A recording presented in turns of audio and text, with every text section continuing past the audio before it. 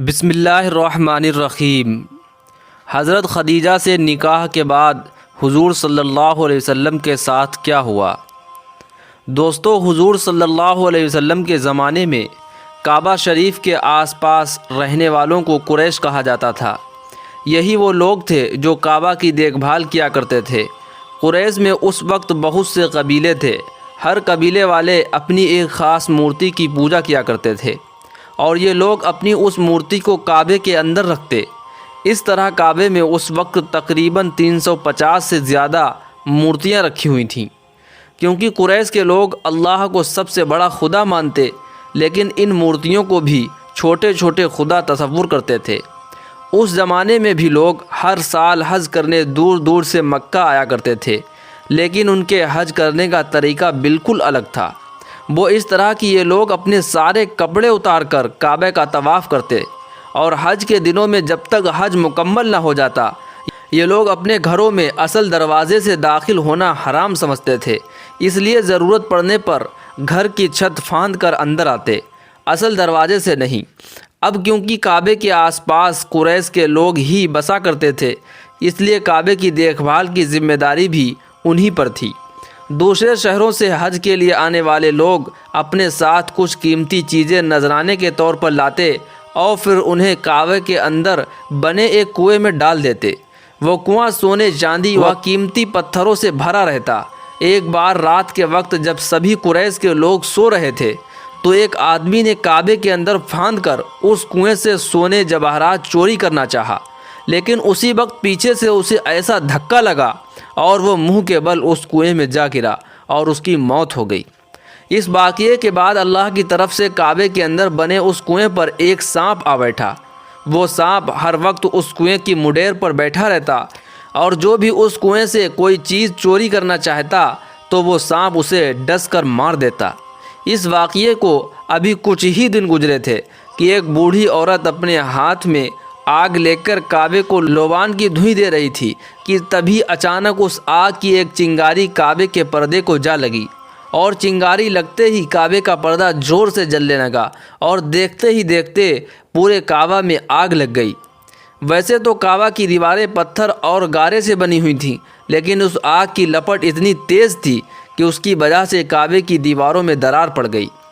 کچھ دنوں بعد قریش کے لوگوں نے کعبہ کی مرمت کرانے کو سوچی، لیکن پیسوں کی کمی کی وجہ سے اس وقت وہ یہ کام نہ کر سکے۔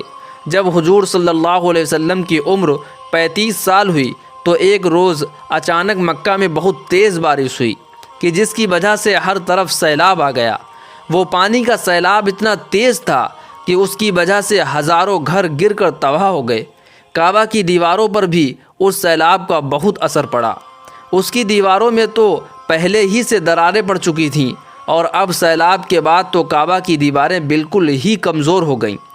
جب قریش کے لوگوں نے کعبہ کی یہ حالت دیکھی اور انہیں یقین ہو گیا کہ اب اگر ہم نے کعبہ کی مرمت نہیں کی تو کوئی بھی آندھی طوفان آ کر کعبے کو گرا سکتا ہے، تو انہوں نے فیصلہ کیا کہ اب سارے لوگ جمع ہو کر کعبہ کی دوبارہ تعمیر کریں۔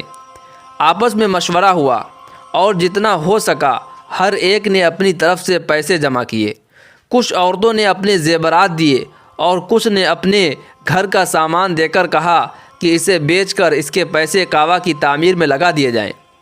تعمیر کرنے کا سارا سامان لایا گیا اور ایک دن مقرر کر کے سبھی لوگ اس دن کعبہ کے پاس آ کر جمع ہوئے۔ لیکن اب سب سے بڑا یہ مسئلہ تھا کہ کعبہ کی دیواروں کو کدال لے کر گرائے گا کون؟ قریش میں سے کسی کی بھی ہمت نہیں ہو رہی تھی کہ وہ آگے بڑھ کر کعبے کی دیواروں پر کدال مارے، کیونکہ انہیں ڈر تھا کہ اگر ہم نے ایسا کیا تو کہیں اللہ کی طرف سے ہمارے اوپر کوئی عذاب نہ آ جائے۔ اس ڈر کی سب سے بڑی وجہ تھی کہ آج سے 40 سال پہلے ابراہہ نام کا ایک بادشاہ اپنی فوج کے ساتھ کعبے کو گرانے آیا تھا، لیکن اللہ نے اس پر اپنے کچھ پرندوں کے ذریعے ایسا عذاب بھیجا کہ ابراہہ اپنے پورے لشکر کے ساتھ ایک بے دردی کی موت مرا، اور اللہ نے ساری دنیا کے لیے اسے ایک عبرت بنا دیا کہ جو بھی میرے کعبے کو گرانے کی کوشش کرے گا اس کا یہی حشر ہوگا۔ قریش کے لوگ بھی اسی لیے ڈرے ہوئے تھے کہ اگر ہم نے کعبے کی دیواروں کو گرایا تو کہیں ہم پر بھی ابراہہ کی طرح عذاب نہ آ جائے، اس لیے ان میں سے کوئی بھی ہمت نہیں کر پا رہا تھا کہ وہ آگے بڑھ کر کعبہ کی دیواروں کو گرائے۔ کئی دن اسی طرح گزر گئے۔ آخر ایک دن ولید بن مغیرہ نام کے ایک آدمی آگے بڑھے اور اپنی کدال لے کر کعبہ کی دیواروں کے پاس جا کر کھڑے ہو گئے۔ اچانک اسی وقت کعبے کے اندر بیٹھا وہ سانپ نکل کر باہر آ گیا۔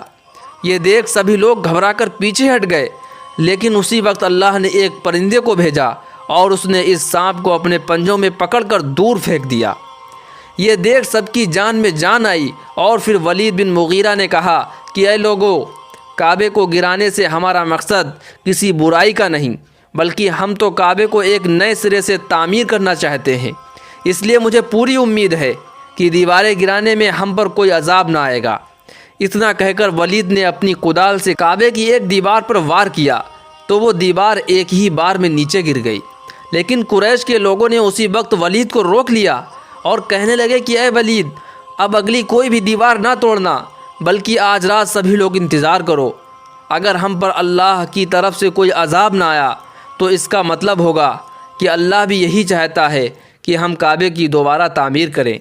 لیکن اگر اللہ کی طرف سے ہم پر کوئی عذاب آ گیا تو ہم کعبہ کی تعمیر کو اسی جگہ روک دیں گے اور اس گری ہوئی دیوار کو بھی مرمت کر کے اسے ویسے ہی سیدھا کر دیں گے۔ یہ سن کر ولید نے کہا کہ ٹھیک ہے، ایسا ہی ہونا چاہیے، اور پھر وہ اپنی کدال لے کر نیچے اتر آئے۔ وہ رات مکہ والوں نے بہت ڈرتے ہوئے گزاری۔ ہر چھوٹی سی آہٹ پر وہ سب گھبرا کر اٹھ بیٹھتے اور ڈرنے لگتے کہ کہیں اللہ کی طرف سے ہم پر کوئی عذاب تو نہیں آ گیا۔ لیکن جب رات صحیح سلامت گزر گئی اور کعبے کی دیوار گرانے والے ولید بن مغیرہ کے ساتھ کچھ بھی نہ ہوا تو قریش کے لوگ سمجھ گئے کہ شاید اللہ کی بھی یہی مرضی ہے کہ ہم کعبے کو گرا کر اسے دوبارہ تعمیر کریں۔ اس لیے صبح اٹھ کر سبھی لوگ اپنے گھروں سے فاوڑہ کدال لے کر نکلے اور جا کر کعبے کی دیواریں گرانے لگے۔ اس وقت کعبے کے اوپر کوئی چھت نہیں تھی، بلکہ چاروں طرف سے صرف دیواریں ہی دیواریں تھیں۔ اس لیے قریش کے لوگوں نے ایک ہی دن میں سبھی دیواروں کو گرا دیا۔ لیکن اب باری تھی دیواروں کے نیچے پڑی اس نیو بنیاد کی کہ جسے آج سے 4000 سال پہلے حضرت ابراہیم علیہ السلام نے اپنے ہاتھوں سے رکھا تھا۔ اس لیے ان بنیادوں کو توڑنے کی کسی میں بھی ہمت نہیں تھی۔ لیکن کچھ دیر کے بعد مشورہ کر کے سبھی آگے بڑھے اور ان بنیادوں کو کھودنا شروع کر دیا۔ بنیاد کھودتے ہوئے قریش کے لوگوں کو ایک عجیب سی کتاب ملی کہ جس میں سریانی زبان میں کچھ لکھا ہوا تھا۔ قریش کے لوگ تو صرف عربی زبان ہی جانتے تھے، انہیں سریانی زبان کے بارے میں بالکل بھی پتہ نہ تھا۔ اس لیے انہوں نے ایک یہودی کو اپنے علاقے میں بلا کر اس کے سامنے یہ کتاب پیش کی اور پوچھا کہ آخر اس کتاب میں کیا لکھا ہے؟ تو اس یہودی نے پڑھ کر سنایا کہ اس کتاب میں لکھا ہے کہ میں ہی اللہ ہوں اور اس کعبے کا مالک ہوں۔ میں نے ہی اس کعبے کو اس دن بنایا تھا کہ جس دن میں نے آسمان و زمین کو پیدا کیا اور چاند و سورج کو ان کی اصلی شکل دی۔ یہ سن کر قریش کے لوگ بہت حیران ہوئے اور انہوں نے اس کتاب کو بڑی ہی حفاظت کے ساتھ اسی جگہ رکھ دیا۔